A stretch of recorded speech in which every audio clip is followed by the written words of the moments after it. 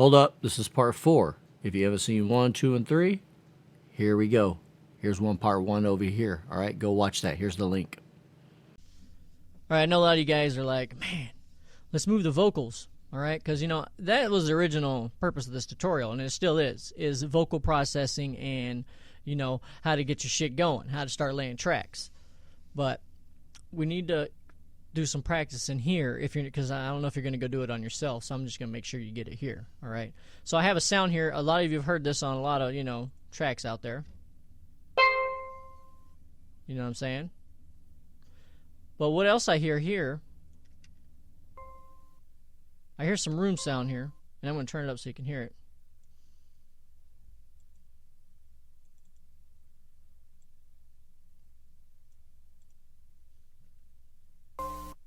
You hear that? Sounds to me like they wanted to keep the end of the sound here. It might have been in a live, it might have been in the actual instrument that they recorded.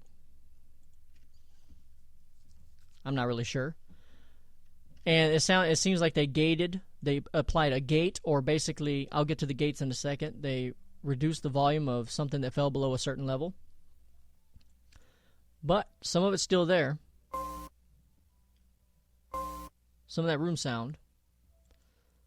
It could also be a computer. You know, they could have had a computer. That's the thing about compression, which I'll get into when I get to vocals, is that when you compress and then you increase the volume to make up for the compression, you're also going to be bringing up lower level sounds, all right? Anything that's low in level, such as your computer that you might have but shouldn't have, you know, in the same room that you're recording your vocals, that's going to be brought up in level. If you have 10 vocal stacks, 10 vocal takes, and each one you have a computer in the room, and the microphone's picking up a little bit of sound, right, from the computer, but you may not know it.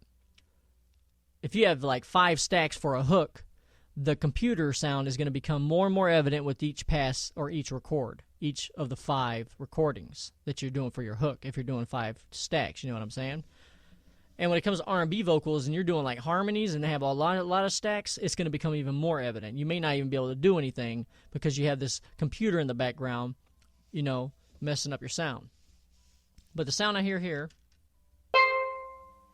and this will show you a good example of how release is going to affect this area here.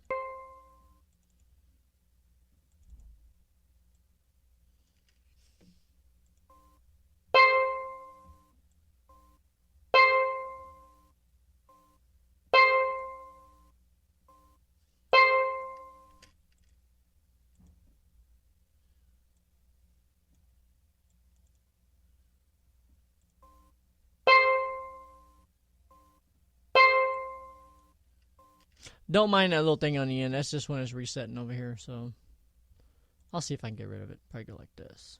It might not get rid of it, but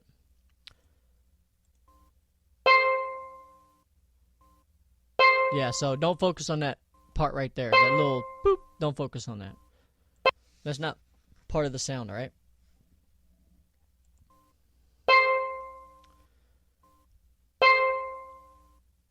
Alright, so let's get some more gain reduction here, and I'm going to show you.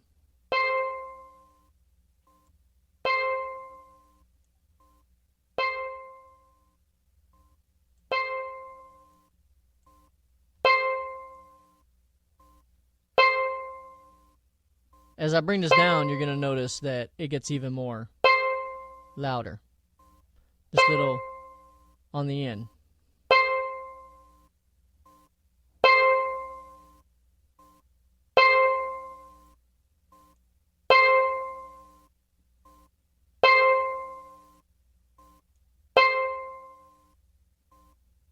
So as you can see, it's basically bringing up the end here. If this, let's say if you have the sound here and you just want to give it a little bit more snap, you know what I'm saying? Because you're like, you know what? I don't like the attack on that. It's just not, it's not coming out. You know what I'm saying? I'm just not getting enough attack. I need to bring it up in the mix. But when I bring it up in the mix, I'm also bringing all this up too. I'm bringing up this level here, and I don't really want that sound to come up. You know what I'm saying? So what would you do? This is what you'd do. You'd use a long release. Right? Now, I'm exaggerating here.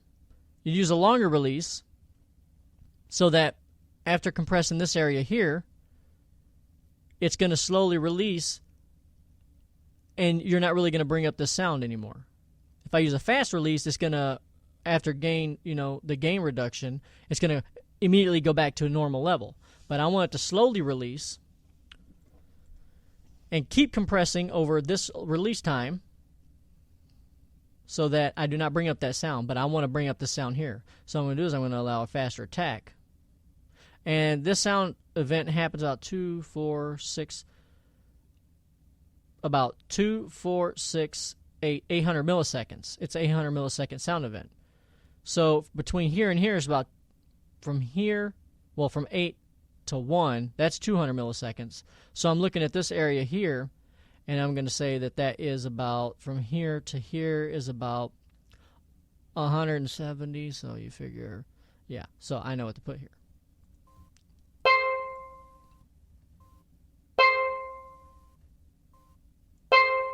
And then you're going to exaggerate and bring down the ratio because I need to dig into this, right?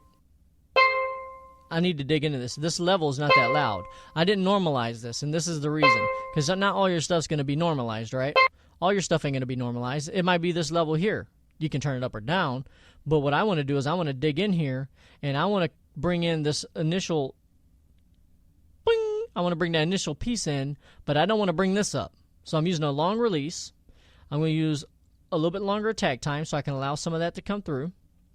And I'm going to use a higher ratio so that I can compress this more after the attack time, after the amount of attack time, and then it starts actually compressing anything. I want it to kind of get a good ratio on it. And then I'm going to not bring up any gain just right away so I can hear the sound. Obviously, I'm not going down enough. Remember, this is right. All this is being compressed right now, but I need to get down in here if I want to bring this up above this, if I want to bring this little peak up above all this, I got to dig in to compress this even more. I got to compress this section here, right?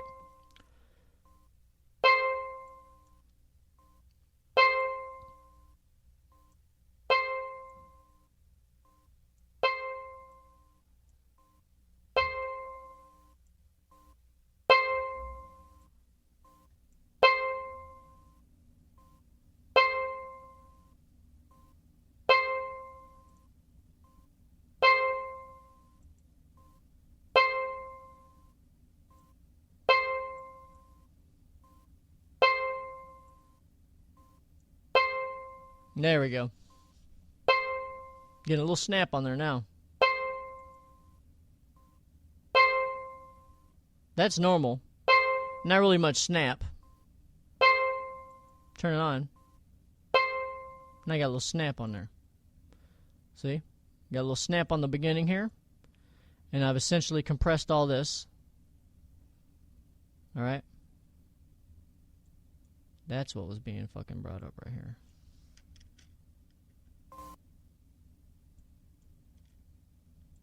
Biatch.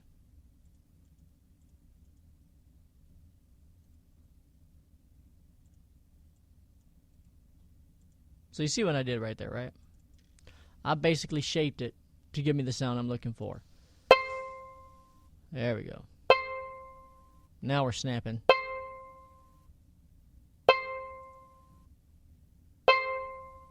Not that much snap, right?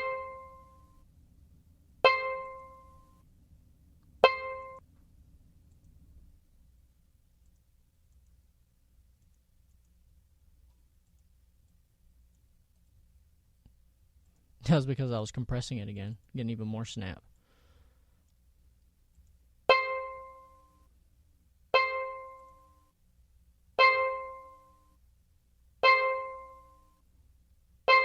And you give it more snap.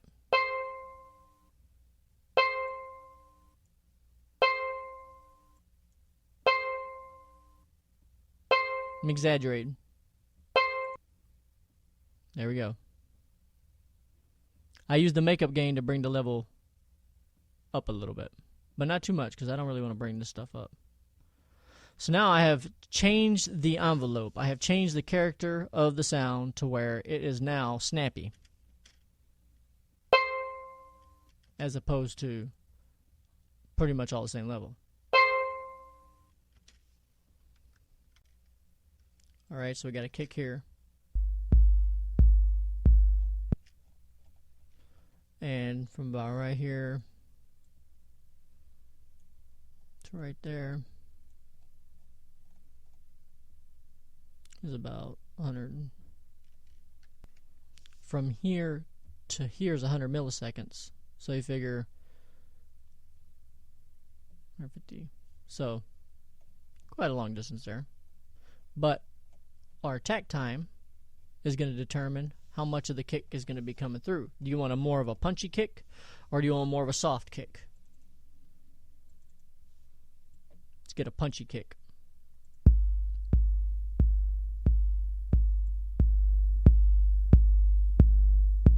Now, if I bring this down too far,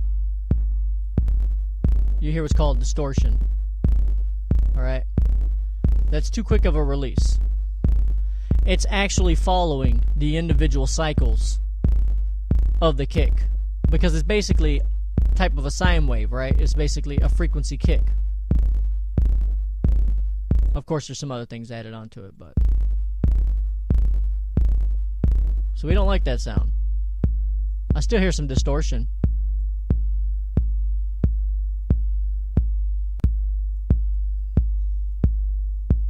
And a lot of it depends on the frequency of the kick and stuff like that, the frequency that's within it. But just go until you don't hear any distortion, unless that's what you're after. So I don't hear any distortion right there. You also notice if I use a very fast attack, there's distortion sound.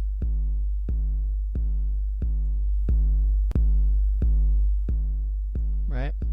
We don't want that.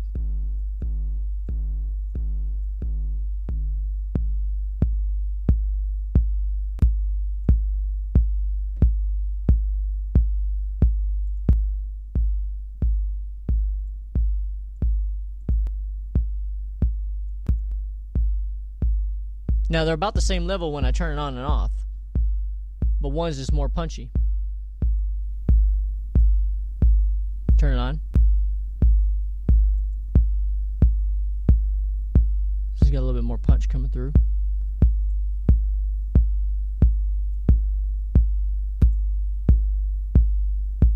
A little too high of a ratio. I'm exaggerating.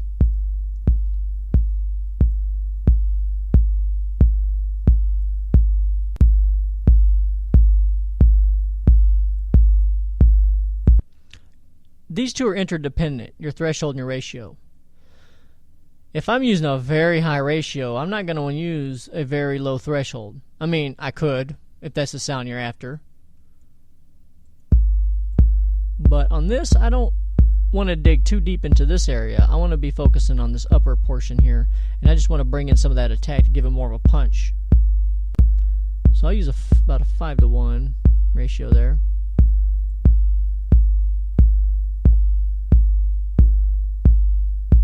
Let some of it come through.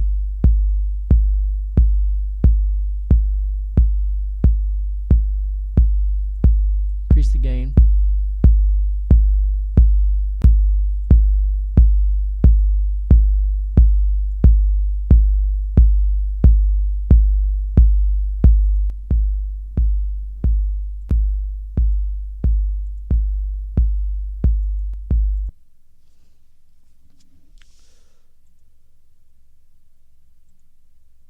See what I've done? I've increased the gain. Oh, okay. Scratch that. I've let some of the attack come through and left some of this alone. I have not a real fast attack, but not too slow. But I'm also using the gain to bring the makeup gain to bring it up. So maybe I shouldn't show you like that. And see what happens without any makeup gain.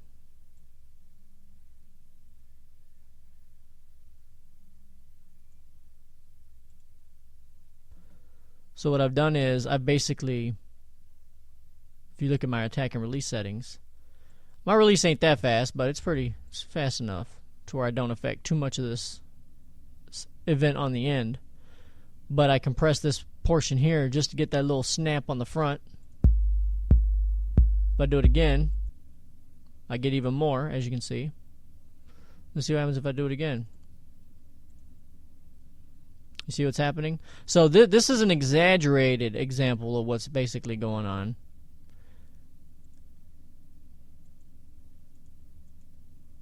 If I enable it over and over again, that's basically an exaggerated idea of what's happening. Alright, we're going to go ahead and move on to the cool part. We're going to move on to the vocals and stuff like that. So that's what's going to be coming up next.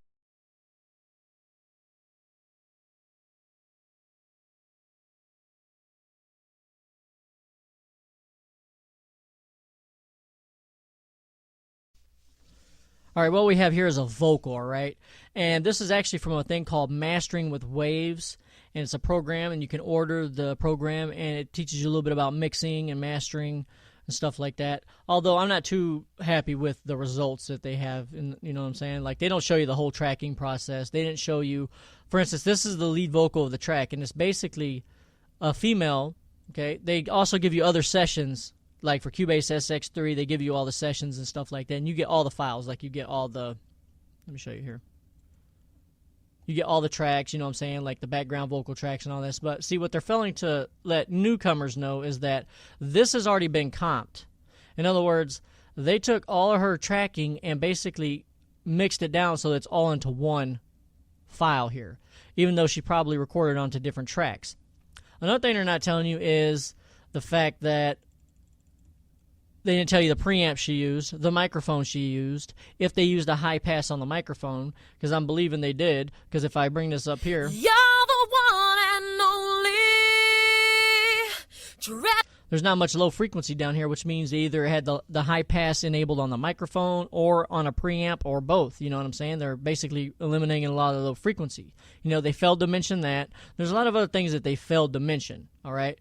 But that's not what I'm here to tell you. I'm sitting here talking smack about them and shit.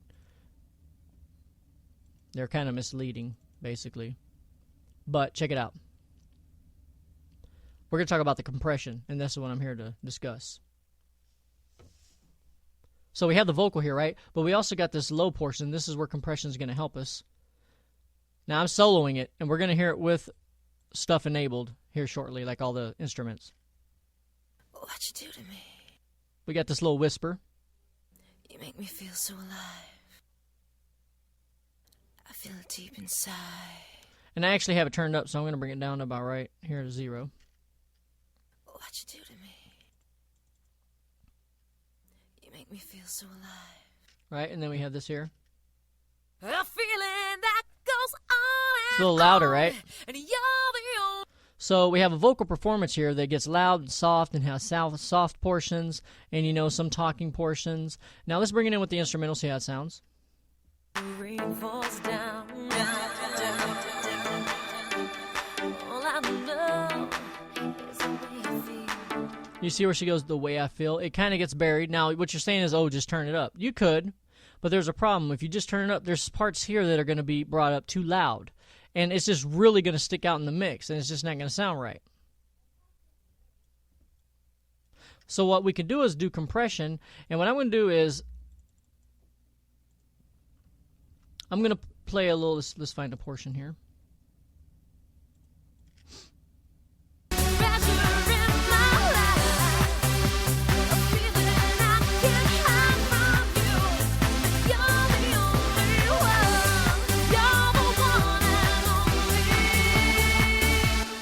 Totally got buried. Did you hear that right here when she goes, you're the one and only, and she carries it right there? It gets buried.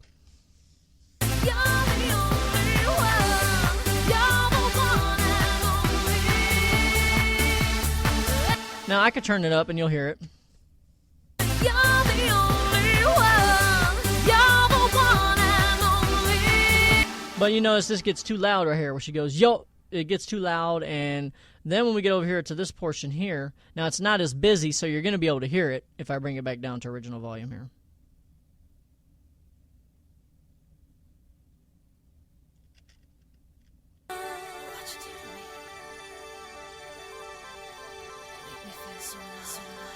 Can't really hear what's going on, so I'll turn it up, right? That's what you're thinking. I'll just turn it up. What you do to me? We can hear it kind of now, you know what I'm saying? You make me feel so alive. Well, what the hell? What did she say right there? She goes, I feel it deep inside or something like that.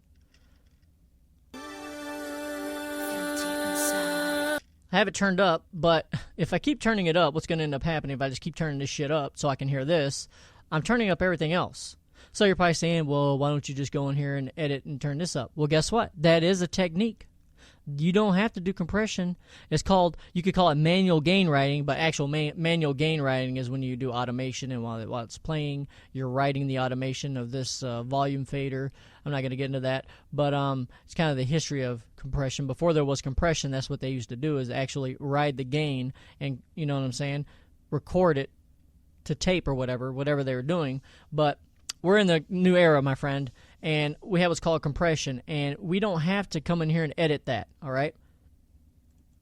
Although it could be less intrusive, you could turn it up, but still, there are portions in there that if I turn this up, this little part here, as loud as this, I'm still going to have this wild-ass peak right here, you know what I'm saying? It's going to be sticking out like a psychotic maniac, you know what I mean? And it's just going to come out. It's going to be all soft. It's just come out of the, you know what I'm saying, come out of the song, and all these other instruments that it was all level with. Now you got this loud sound coming out, you know what I'm saying? It's just not going to sound right in the mix. So that's where compression helps us. Compression allows us to turn down the loud stuff, right? And so that's what the compression does, right? We turn it down with compression, and then we turn it up. If you notice the makeup gain, one of the most important parts, you turn it up to make up for the reduction. So if we chop all this stuff above, if you look at their compressor settings, negative 25 threshold. If I zoom in here, negative 25 is about right here. And then if I zoom out, you can still kind of see it. Negative 24 is right there. So essentially anything above this level, and these are our whispering portions here, negative 25 is about right here. So everything above this level, all this up here is going to get compressed, and some of this will get compressed, and some of that, right? So after it's compressed, it allows us, it's just going to be too low in volume, you know, because we just compressed a lot of stuff here. But when we turn it up, I'll just show you. What I'm going to do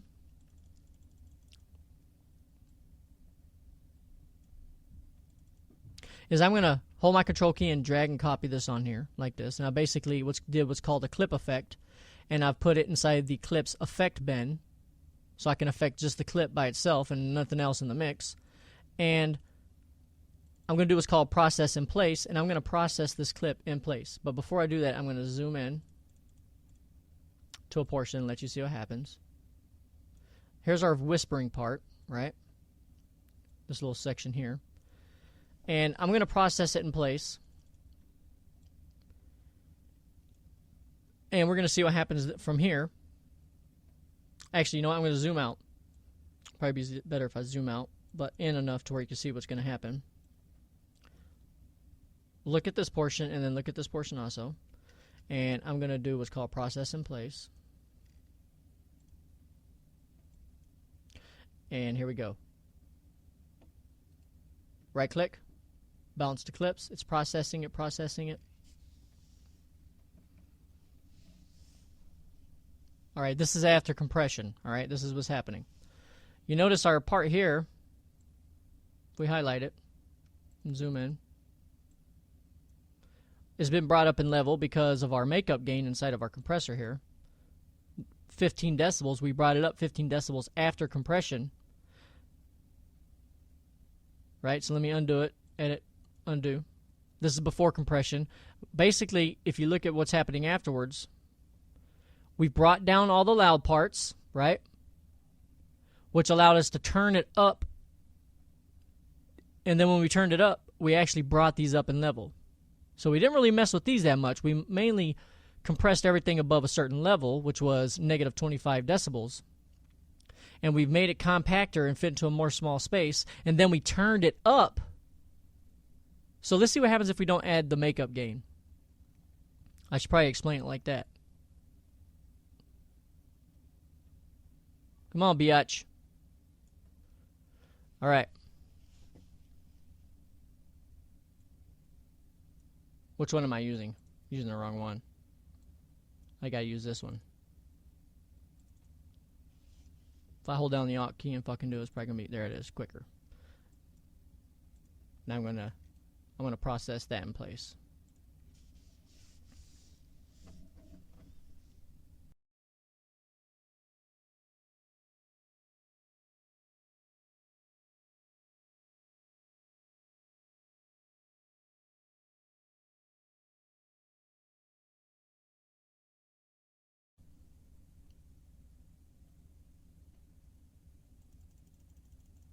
So without the makeup gain, what's happened? It didn't bring it up, right? Let's focus on this portion here. Kind of moving around here, I know. All right. I'm going to undo it. Zoom in a little bit here.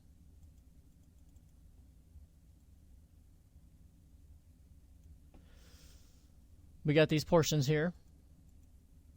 Try and get just the right angle so you can see here. Edit. Redo. Now we kind of affected them, but not really, because it was everything above negative 25, because that was our threshold. So as you can see, it's compressed everything above negative 25 at a ratio of 4 to 1. All right. So now that everything has been compressed and has came down to the level of this, right? See how everything now, this loud stuff is now compressed to fit, so it's basically level with this.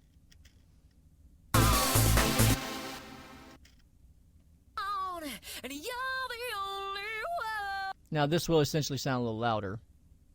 What you do to me? But it's pretty much the same level. You make me feel so alive. So now everything's level. And now we can turn it up. We can now I'm not actually turning it up, but I'm just giving you a demonstration.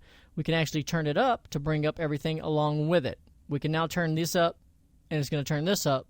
But what we're essentially trying to do is turn these up, remember? These are too quiet. We need to bring those up in the mix. But we can't just turn them up with a volume fader, because what's going to happen is this stuff's going to go up too. All right? So we just want to turn this up. So we compress it first. Right? And then we can turn the volume up. But we don't have to do it that way. We can actually skip a whole step of me having to come out here and increase the gain by just using the makeup gain within the compressor after compression.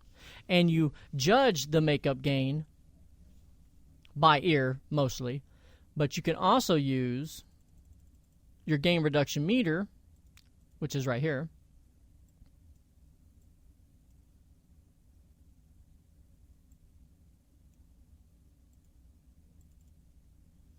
And see what's happening here. I'm going to take this one off. We're going to enable this one. We're going to slide over here to our little portion here. I'm going to play it.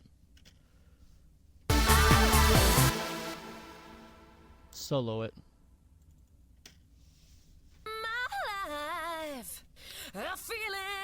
I'll bring this up so we're not getting any compression. A feeling that goes on, and you're the only one. What you do to me? Right? So we need to compress it so that we can get in here. And I can look at that and say, this is where we get into, like, how do you know to set your threshold as? All right? Well, this is pretty low, and if I zoomed in on it, I can see that at about negative 27, you know, somewhere around there, is where this one is right here. So if I look right here, I can see that about right here, you know what I'm saying? You actually don't have to zoom in that far. I'm just trying to show you guys.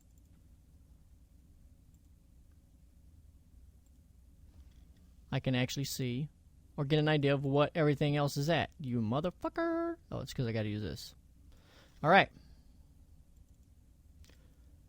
So that's not what they didn't look at it and say, well, they probably did look at it and say, you know what, we have this low level signal here. We need to bring everything to be pretty much in level with it because we get a whole vocal performance here. Compression allows them to do it, so they brought their threshold down to about negative 25. You know, they could have done negative 27. It was whoever was mixing it at the time.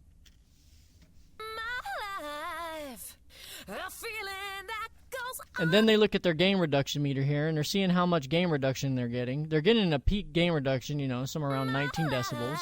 But that doesn't mean you have to turn it up 19 decibels.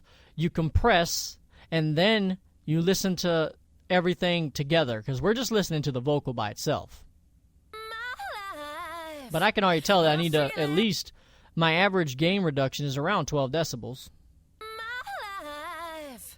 A feeling that goes on, and you're the only one. So if I increase the gain here, My life, a feeling that and you're the only. I also heard a sound just now. I don't know if you guys can hear it, but it sounded like she touched the microphone stand. I heard that. That's what happens when you do compression. Because now that I'm raising it up, I'm bringing up those lower level sounds. All right. Anything that was lower in level is also being brought up. That's the thing. That's one of the side effects of compression. It's a side effect, and it's also sometimes desired with certain sounds. For instance, when I was demonstrating the snare, the splash on the end of the snare, or the room sound, you may want to bring up that ambiance, you know what I'm saying? And also compression brings out the natural ambiance of a vocal. If you have a vocal that you're doing inside of a reverberant room that has a lot of, room sound, reverb, room tone, what's going to happen is it's going to bring up that lower level ambience. Life, a feeling that goes on, and you're the only one. What you do to me? You can really hear the room sound. You make me feel so alive. I heard a computer right there. I feel it deep inside.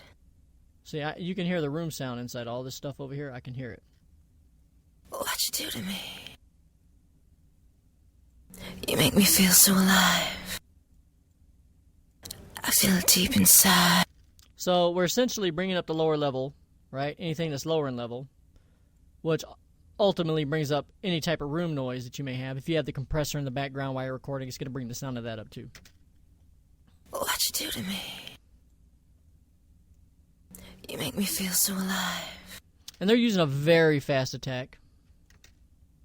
What you do to me? I might be here because I'm someone different. If I was to mix it, I might use a little bit slower attack, or I might use a fast attack. It's all dependent. They're using pretty fast attack. What you do to me?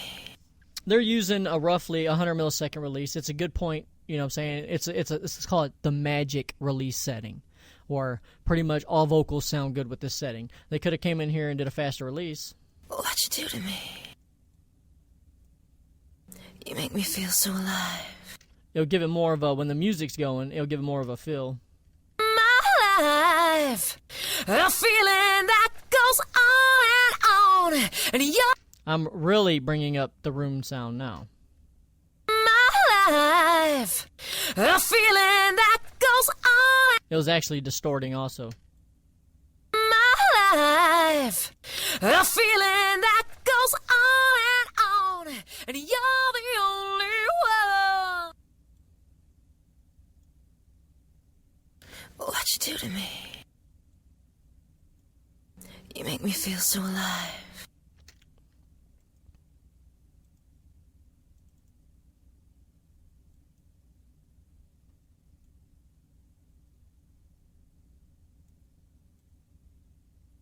Let's go back to their initial settings here if I can believe I might have saved. There we go.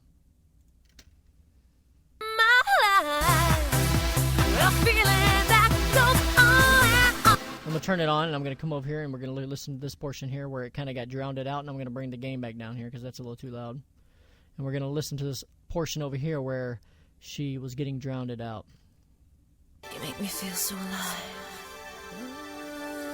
I feel it deep inside. So now I can hear it if I don't have the compressor on.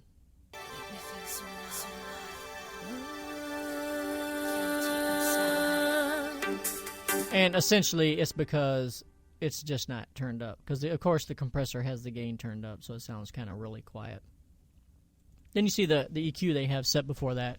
Now, the EQ is coming before the compressor because they wanted to remove, you know what I'm saying? They wanted to remove sounds that they didn't want. It's always best to subtract, and I'll get into EQ later. We'll get into EQ later. But they did the EQing before, and that affected also the compressor setting that they had. You make me feel so alive. I feel it deep inside.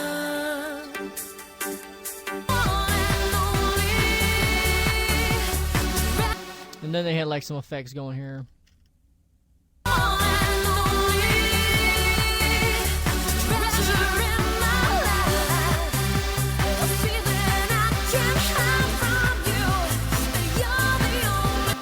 Basically, they got their effects over here. If I go look at the effects, and I'm just looking at the buses here, they got this true verb, very good reverb.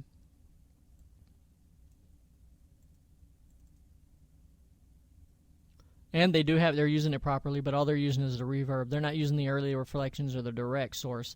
They're just using the reverb portion of this. And they actually have it set up properly because you don't want the direct signal on when you're using it as a send, if you read the manual. It's a very advanced reverb, all right? This is a very good reverb here, according to my taste. Then they're EQing the reverb afterward. They could EQ it from in here by going like, this is actually not really the true EQ. I can't remember in the manual if this is actually the EQ or the reverb dampening. But this is probably the reverb dampening. They could have done that too, you know what I'm saying, in here to help with the EQ. But they chose this EQ. It makes it sound like a very distant but not too warm reverb. So the reverb doesn't sound too washed out with too much high end. And it also sounds not too much low end, like too muddy and warm. Nice little sound on the reverb. And they're basically sending it to the vocal track. If I go, they're actually sending, okay, now you can do this too. They're sending it to the track. You can do that. It's up to you. They're sending it to the lead vocal track, and if I go to the lead vocal track here, they're sending, which is this one here, I believe. If I solo, let me solo the vocal here.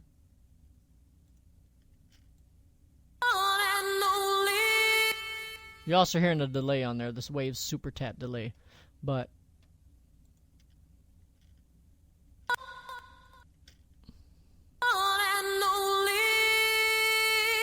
treasure in my life. That's the reverb right there. On and only treasure in my life. A feeling I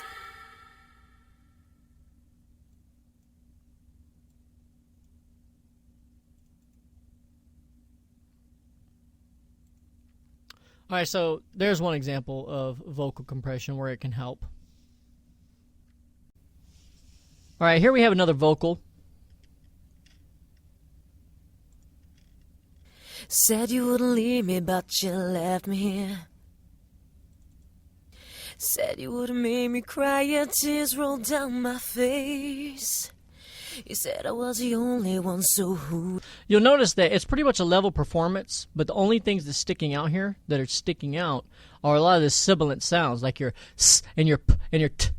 Your sibilant sounds, like this one right here, this peak here is more than likely a sibilant sound. Only one, so who is she? So you go, s, who is she? You see how they're kind of sticking out? So other than that, it's a pretty level performance. However, it could have been, you know, she was up close to the microphone. The microphone they chose, it exhibits a frequency response that overemphasizes, you know, that region of her vocal. For instance, like 5 to 10,000 kilohertz. So a lot of the sibilant sounds are going to be overemphasized with the microphone. They could have used EQ during the tracking process. Whatever it was, it doesn't really matter. What matters is the fact that it's pretty much a level performance other than those loud peaks, right? So I would use a compression method that would not be so intrusive. And also it depends on the kind of track. And this is an R&B track, by the way. Said you wouldn't leave me, but you know what I'm saying?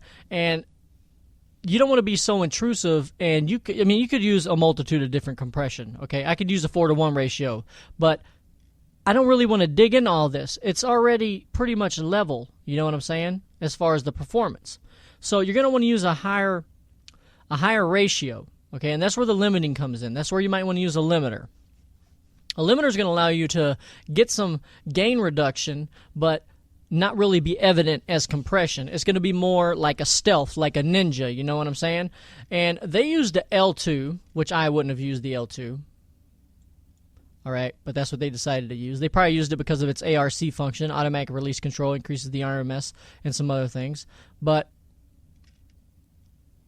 essentially, they could have, I know why they did that. That doesn't really matter. In order to use this as a compressor type thing, or in order to do any type of compression, what you're actually doing is limiting. You're basically limiting anything above, you know, whatever your threshold is. Nothing is allowed to go above it. Nothing is allowed to go above negative 7.4. Nothing is allowed to go above negative 8 point. This one should be over here, 8.9. And when you use something like this, you're going to want to drag it from the center here and drag it down. All right. Otherwise, if you do this, it automatically increases the gain. And I'll show you right now. Said you wouldn't leave me, but you left me here. Yeah, I have to enable it, of course, right?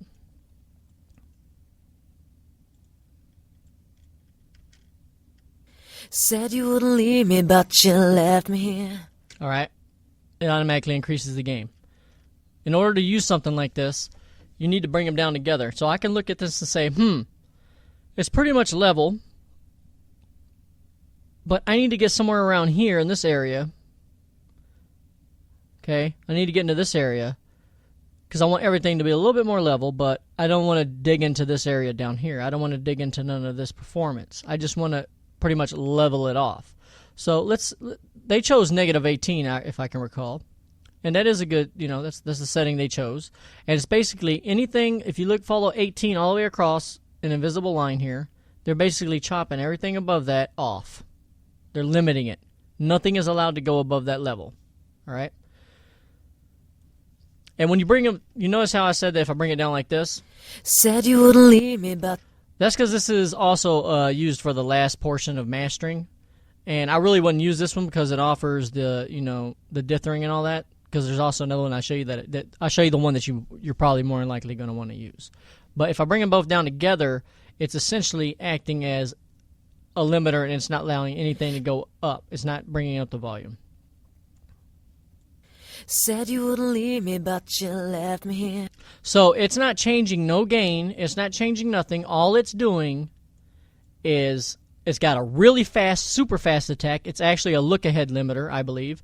It looks ahead in the future and knows when to, it sees the oncoming signal. And it also has a super fast release, practically instantaneously. All right.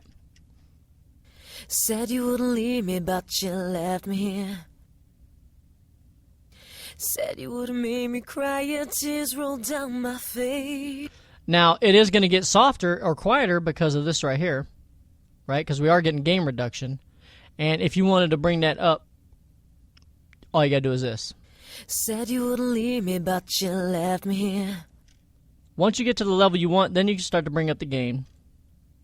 Said you wouldn't leave. No matter what, you're still going to get the same gain reduction because in actuality, your threshold is the threshold no matter what.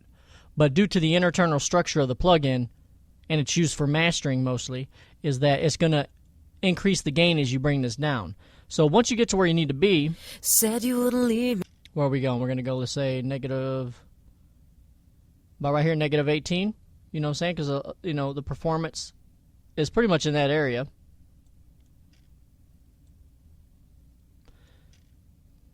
Said you wouldn't leave me, but you left me here. Said you wouldn't make me. And then, of course, you listen into context with the mix. Said you wouldn't leave me, it needs to be brought up. Said you wouldn't make me cry, your tears rolled. Now we're still getting the same gain reduction, but I'm using this as the makeup gain. Said you wouldn't leave me, but you left me here. Said you wouldn't make me cry, your tears.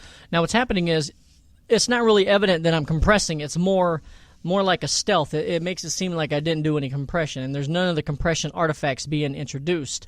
Compression artifacts such as compression-induced sibilance. We're already kind of sibilant here. If I use a compressor that doesn't have a super fast attack time, what could end up happening is a lot of those sibilants, the S sounds are going to be allowed to get through the compressor. Even some of the compressors that have a super fast attack time are going to allow some of that through. And we don't want none of that to get through. We don't want any sibilants to get through. All right? Said you wouldn't leave me, but you left me here. Said you wouldn't make me cry, your tears. Now, I wouldn't use this one, okay? Only because of the dithering portion. They also have this one here. It does the same thing. I'm going to grab both of these and bring them down to set my threshold of -18 that I want to compress at or limit at. Said you wouldn't leave me, but you left me. And I'm going to enable it because it's not enabled because I'm a retard. Said you wouldn't leave me, but you left me here. And then I'm going to start to increase the sound. The level. Said you wouldn't make me cry, your tears roll down my face. I can hear the difference in these two. So now I understand why they use the L2. Said you wouldn't leave me, but you left me here. Said you would've made me cry, your tears rolled down my face. You said I was the only one, so who is she? So basically, I'm bringing down and limiting to this level, and then I'm bringing this up to bring it back up in level. Said you wouldn't leave me, but you left me here. So let's set this one at 18, and this one at, let's say... Said you wouldn't leave me, but you left me here. I know this is going to be kind of loud as far as the mix goes, but this is going to be for demonstration. We'll set this one at 13, all right? We'll hear that.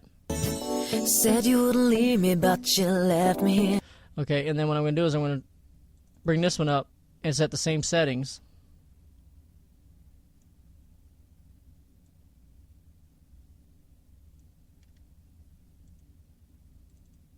We'll see if we can hear a difference. Now, I understand this tutorial is in mono. I'm not using the highest sound quality. I believe it's like 128 kilobits per second because I'm not doing anything where you need to have any stereo information. So you might not be able to hear the difference. So we'll try this one. Said you wouldn't leave me, but you left me here. Said you wouldn't leave me, but you left me here. Said you wouldn't leave me, but you left me here. But you left me here. But you left me here. I can hear, so you know what, you're not going to be able to hear it, but there is a subtle difference between it. And a lot of it has to do with dithering, and a lot of it also has to do with the automatic release control being enabled. Now it would pretty much essentially almost sound like the other one. But this one has ARC. And I got to tell you what that is. You can look that up in the manual if ever you get a chance to get any Waves plugins. Said you wouldn't leave me, but you left me here. Said you would have made me cry. So you don't have to compress. If you have pretty much level and you want to be, you know, nonchalant, you want to be ninja-like and not really make it so evident, you don't want none of the compression artifacts such as bringing up lower level sounds would be one. Let's say if there's some room tone in here, right? If there's some room sound in there and I compress, well, I'm going to be bringing up that computer, right? The computer sound that's back there. With limiting, I'm essentially just limiting everything. Now, you're still going to bring up the lower level signals when you turn it up. So, I mean, you're still going to do it, but the release characteristics are changing some of that, all right? And it's actually a really fast release, so it can increase the overall volume, and it can still increase the lower level sounds, because that's basically what we're doing. We're compressing, and then we're bringing up the lower level sounds anyway. And this is the EQ, you know, depending on the room, this is the EQ that they chose. And this EQ is going to affect, you know, what level they decided to choose inside their L2 over here. Said you wouldn't leave me, but you left me here. Said you would have made me cry.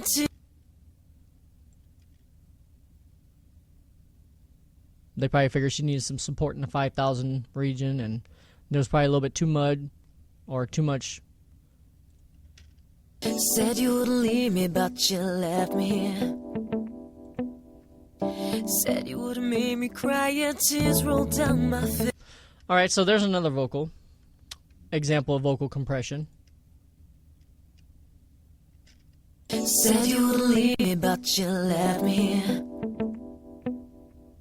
Said you would have made me cry. Tears rolled down my face. Said you wouldn't leave me, but you left me here. Said you would have made me cry. Tears rolled down my face. All right, so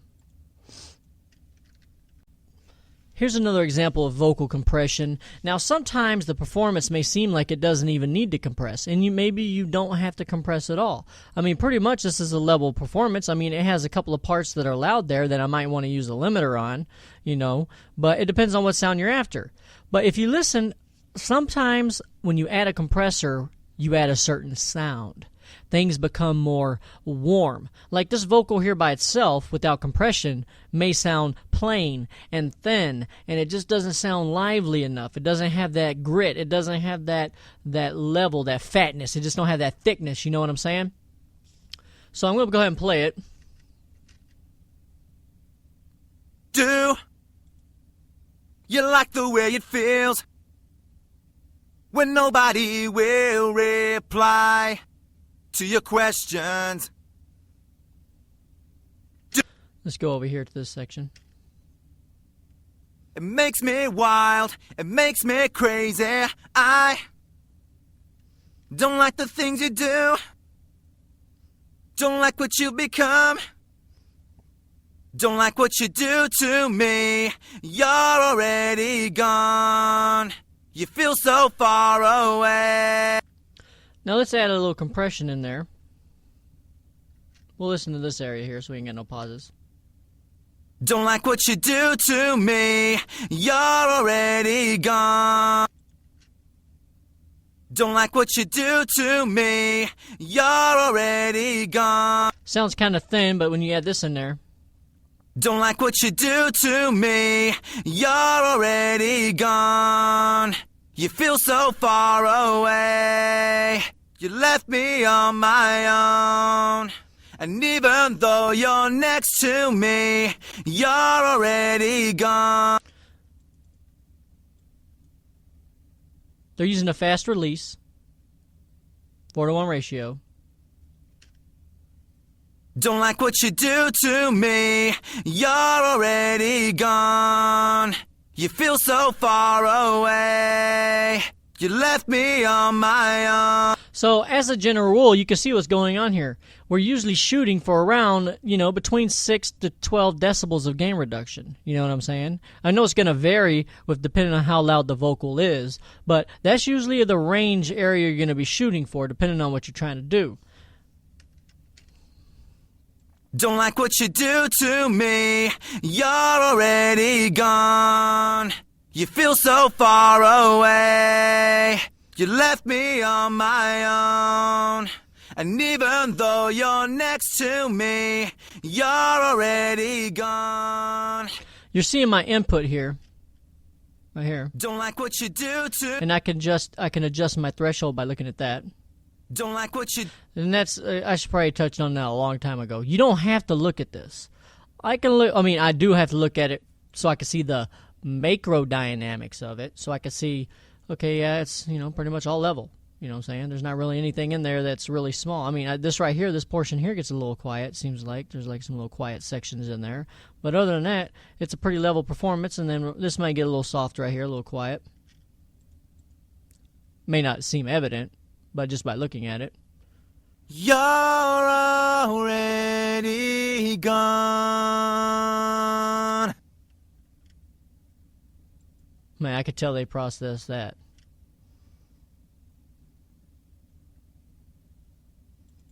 You're already gone. I could tell I'm not going to say it, but I could tell it's been processed with like auto-tune or something like that, because I could tell where he was pitch drifting and then it was corrected. But hey, some people do that, you know what I'm saying?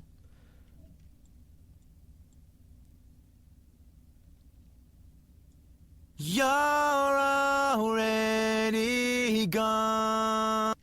So let's go with their initial settings, what I believe were, can't fucking remember now, but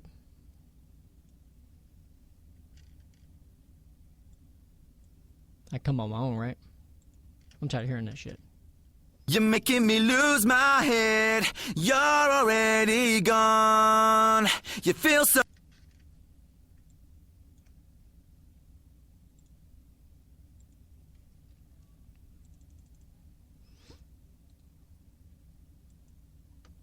Process it in place. Let's see what kind of compression they were getting. What they did, they essentially just smoothed everything out, as you can see. I mean, there's still some parts to get through because of the attack time. So let's use a faster attack.